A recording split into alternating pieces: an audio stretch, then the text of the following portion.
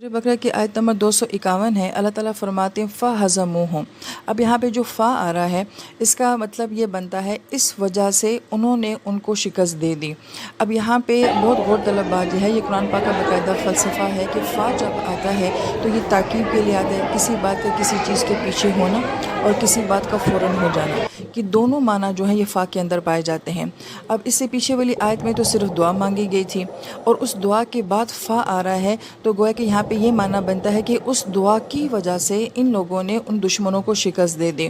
तो गोया कि यहाँ पे दुआ का बड़ा मजबूत ताल्लुक जो है वो बताया जा रहा है कि कामयाबी जो होती है वो इंसान को दुआओं के ज़रिए मिलती है। इस मामले में दो एक्सट्रीमें हमारे माशरे में पाई जाती हैं। एक बंदा सिर्फ दुआएं करता रहता है, काम कुछ नहीं करता, हिम्मत नहीं करता, तो वो कहते हैं मेरी दुआ कबूल नहीं हुई। और एक तबका ऐसा है जो ये कहता है कि मैं अपनी हिम्मत से, अपने टैलेंट से सब कुछ ले लूँगा, मुझे दुआओं की ज़रूरत नहीं है, वो भी एक एक्सट्रीम के ऊपर है। कुरान पाक जो हमें फ़लसफ़ा दे रहा है वो ये दे रहा है कि इंसान जो है वो कोशिश करता है और उसके बाद वो दुआ मांगता है तो उन दुआओं के नतीजे ज़रूर निकलते हैं।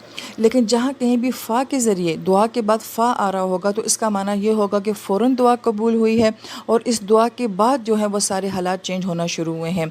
इसकी बेहतरीन मिसाल कुरान पाक में आती है कि जब मूसा अलैहिस्सलाम कत्ल करके भाग जाते हैं यमन की तरफ, दो औरतों की मदद करते हैं और उसके बाद एक दरख्त के नीचे बैठ के दुआ मांगते हैं, रब्बी इन्नी लिमा अंज़लता इलैया मिन खैरिन फ़कीर कहते हैं। और उसके बाद फ़जाअतहु आता है कि बस उन दोनों लड़कियों में से एक लड़की शर्माती हुई मूसा अलैहिस्सलाम के पास है।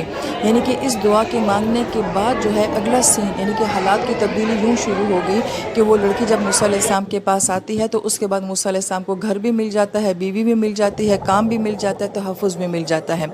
तो गोया कि ये कुरान पाक का बाकायदा फ़लसफ़ा है कि दुआ के बाद जो है वो हालात तब्दील होना शुरू हो जाते हैं। फिर आयत मुबारका में जो है वो हज़मू का लफ्ज़ आ रहा है।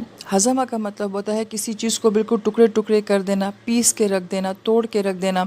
हदीस मुबारका में ये लफ्ज़ आता है कि जब जिब्राइल अमीन ने आब ज़मज़म को निकालना था ज़मीन से तो फरमाया कि उन्होंने ज़मीन को हज़म कर दिया, यानी कि इस तरह से तोड़ दिया कि अंदर का पानी जो है वो फट के बाहर आ गया। एक माना तो ये साबित हो रहा है कि किसी चीज़ को बिल्कुल तोड़ के रख देना, पीस के रख देना। और दूसरा माना मुफस्सिर किराम ये बयान करते हैं कि हज़म के अंदर ये माना होता है कि किसी को शिकस्त देने में आपको कोई ज़्यादा मेहनत भी ना करनी पड़ी हो और कोई आपको हाथ भी ना लगा सका हो और आप उसको जो है वो चित कर दें और शिकस्त दे दें, तो ये माना भी जो है वो हज़म के अंदर पाया जाता है। क्योंकि ये जमात या ये फ़ौज जो है वो बहुत छोटी थी और उनका सामना एक बहुत बड़ी फ़ौज के साथ था, जिसका सरदार जो था वो एक देव हैकल किस्म का इंसान था। उसका कद बहुत बड़ा था, जिस्म बहुत वसी था और उसने जंगी लिबास पहना हुआ था जो कि लोहे का जंगी लिबास था और वो पूरा उस जंगी लिबास के अंदर था। सिर्फ एक आँख का जो है वो हिस्सा वो सिर्फ नज़र आ रहा था, बाकी वो लोहे के लिबास में मुकम्मल तौर पर ढांपा हुआ था। अब ऐसे दुश्मन के साथ मुकाबला करना बहुत मुश्किल बात है। और फिर कुरान ये कहता है कि वो दुश्मन इनको हाथ भी ना लगा सके और इन्होंने उनको शिकस्त दे दी। फिर वो कैसे हुआ? बिइज़्निल्लाह ये सब अल्लाह ताला के इज़्न की वजह से हुआ। कतला दाऊद जालूता, दाऊद अलैहिस्सलाम ने जो है वो जालूत को कत्ल किया था। अब यहाँ पे पहली मरतबा दाऊद अलैहिस्सलाम की बात हो रही है और इनके बारे में कहा जाता है कि ये उस वक्त छोटे लड़के थे और जब इन्होंने देखा कि ये दो फ़ौजें आपस में लड़ रही हैं और एक नबी की फ़ौज है तो उन्होंने कहा मैं भी लड़ूंगा। सब ने उनका बड़ा मजाक उड़ाया कि आप तो छोटे से बच्चे हैं, इतने बड़े दुश्मन से, इतनी बड़ी फ़ौज से आप क्या मुकाबला करेंगे। दाऊद अलैहिस्सलाम ने फरमाया कि मेरे पास एक महारत है कि मैं निशाना बहुत ज़्यादा परफेक्ट लगाता हूँ। और उस वक्त निशाना लगाने के लिए उनके पास जैसे गुलेर होती हैं, गुलेर टाइप एक चीज़ थी जिससे वो निशाना लगाते थे, मगर उनका निशाना बहुत ज़्यादा एक्यूरेट था।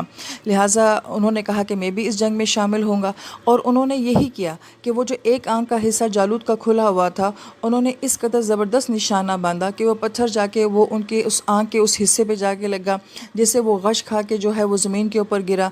दाऊद अलैहिस्सलाम उसके ऊपर चढ़ गए और उन्होंने उसको जो है वो मार दिया। तो इतने बड़े दुश्मन को इतनी आसानी से मार देना और वो भी एक छोटे बच्चे के ज़रिए। इन आयात में बहुत सारी गौर तलब बातें हैं कि दुश्मन की तादाद से कोई फ़र्क नहीं पड़ता, उसकी टेक्नोलॉजी से कोई फ़र्क नहीं पड़ता, उसकी वसअत से और उसके हथियारों से कोई फ़र्क नहीं पड़ता। अगर आपका अल्लाह ताला के साथ ताल्लुक़ है और आपका दुआओं के साथ अल्लाह ताला के साथ ताल्लुक़ है, ईमान है, तो कितनी ही छोटी जमातों ने बहुत बड़ी फ़ौजों को जो है वो शिकस्त तारीख़ में दी है। फिर ताला फरमाते व आताहुल्लाहुल मुल्क, अल्लाह ताला ने इनको जो है मुल्क दी, यानी कि बादशाहती वल हिकमा और हिकमत भी दी। और यहाँ पे बादशाहत के साथ जो है वो हिकमत का जिक्र किया, मगर वही का जिक्र नहीं किया। अगर गौर किया जाए तो वही तो बादशाहत से और हिकमत से बड़ी नेमत है। اس کے بہت سارے تفسیر میں جو ہے وہ جواب دیے گئے ہیں، مگر ایک بات یہ کہ داؤد علیہ السلام کے فیصلہ کرنے کی جو صلاحیت تھی، یعنی کہ آپ کے جج بننے کی جو صلاحیت تھی، وہ بہت اعلیٰ درجے کی تھی۔ آپ بہت مشکل فیصلوں کا بہت خوبصورتی سے جو ہے وہ حل نکال لیا کرتے تھے۔ اس لیے یہاں پہ بالخصوص ان دو نعمتوں کا ذکر فرمایا ہے۔ لیکن ایک چھوٹے بچے کے پاس جو ہے اگر بادشاہت آ جائے اور اگر حکمت نہ ہو، اور اگر ایک بچے کے پاس حکمت ہے مگر اس کے پاس اتھارٹی کوئی نہیں ہے، تو گویا کہ وہ دونوں نعمتیں جو ہیں اتنی چھوٹی عمر میں جو ہے وہ داؤد علیہ السلام کو دے دی گئی تھی۔ یہاں پہ ایک بڑا اہم غور طلب مسئلہ یہ بھی ہے کہ کوئی جب لیڈر بنتا ہے تو لیڈر بننے کے لیے اس کا ایکسپیرینس دیکھا جاتا ہے کہ اس نے پارٹی میں وقت کتنا گزارا ہے، اس کا تجربہ کتنا ہے، اس میں صلاحیت ہے ملک کو چلانے کی کہ نہیں۔ تو عموماً ہم یہ دیکھتے ہیں کہ وزیر اعظم اور صدر جو ہوتے ہیں وہ عموماً بڑی عمر کے ہوتے ہیں، لیکن یہ آیت جو ہے وہ اس بات کی نفی کر رہی ہے کہ عمر بھی میٹر نہیں کرتی ہے۔ اس کو اللہ تعالیٰ یہ دو نعمتیں جو ہیں وہ کسی عمر میں دے دیں تو یہ عین ممکن ہے۔ پھر اس کے بعد مزید فرمایا کہ وَعَلَّمَهُ مِمَّا يَشَاءُ، اور اس کے علاوہ بھی جو اللہ نے چاہا ان کو سکھایا۔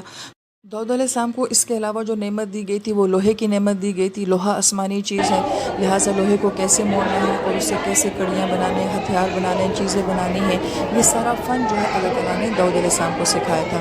اور بڑی غور طلب بات یہ ہے کہ جتنا بھی ہم دنیا میں علم دیکھتے ہیں، ہنر دیکھتے ہیں یا ٹیکنالوجی دیکھتے ہیں، تو وہ سب اللہ تعالیٰ کی طرف سے ہے کہ اللہ تعالیٰ نے وہ سکھایا ہوتا ہے۔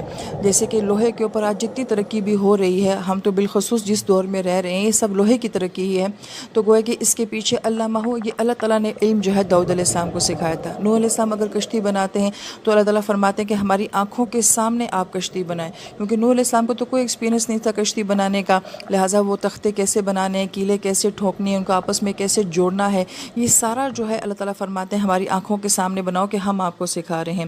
اسی طریقے سے لباس کے بارے میں اللہ تعالیٰ فرماتے ہیں کہ یہ آسمان سے نازل شدہ چیز ہے، ہم نے لباس کو اتارا ہے۔ تو گویا کہ یہ ساری چیزیں جو ہیں آسمانی، ان کی نسبت جو ہے وہ آسمان کی طرف کی گئی ہے۔ اور اس کے بعد اللہ تعالیٰ فرماتے ہیں وَلَوْلَا دَفْعُ اللَّهِ، اگر اللہ تعالیٰ دفع نہ کرتے، یعنی کہ دور نہ کرتے، النَّاسَ لوگوں میں سے بعضهم ببعض، بعض کو بعض سے، لَفَسَدَتِ الْأَرْضُ تو زمین میں فساد ہو جاتا، وَلَكِنَّ اللَّهَ ذُو فَضْلٍ، لیکن اللہ تعالیٰ کی ذات بہت فضل کرنے والی ہے، عَلَى الْعَالَمِينَ، سب جہان والوں پر۔ آیت مبارکہ کے اس حصے میں اللہ تعالیٰ اپنا ایک اصول بیان فرما رہے ہیں کہ جب سے یہ دنیا بنی ہے یہ عروج و زوال کا دور جو ہے وہ چلتا رہا ہے۔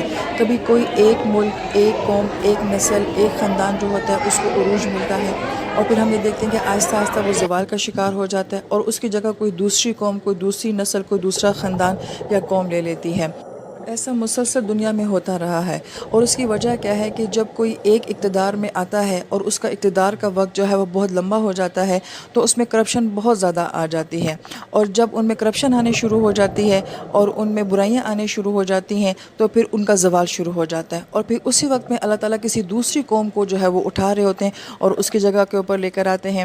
ایون اس کی اگر قریب زمانے میں ہم مثال دیکھیں تو کبھی رشیا کا جو ہے ہولڈ تھا پوری دنیا کے اوپر، اس کے بعد امریکہ آ رہا ہے، اب امریکہ کے بعد ایک نئی طاقت جو ہے وہ چین کی صورت میں سامنے آ رہی ہے۔ تو یہ عروج و زوال کی داستان ہے، یہ اللہ تعالیٰ فرماتے ہیں کہ ہم ایسا کرتے رہتے ہیں، اور اس کے پیچھے بہت ساری حکمتیں ہوتی ہیں۔ اور آیت کے آخر میں اللہ تعالیٰ نے فرمایا کہ میں فضل کرنے والا ہوں عالمین پر۔ یہاں پہ مسلمین کی بات نہیں ہو رہی، مومنین کی نہیں، کہ ہم ایمان والوں کے لیے ایسا نہیں کرتے کہ یہ سب تبدیلیاں لاتے رہتے ہیں، بلکہ تمام دنیا کی بہتری کے لیے یہ بہت ضروری ہوتا ہے کہ یہ جو اقتدار کا یا پاور کا نظام ہے یہ تبدیل ہوتا رہے، تو اس میں کل دنیا کے لیے جو ہے وہ بڑی بہتری ہے۔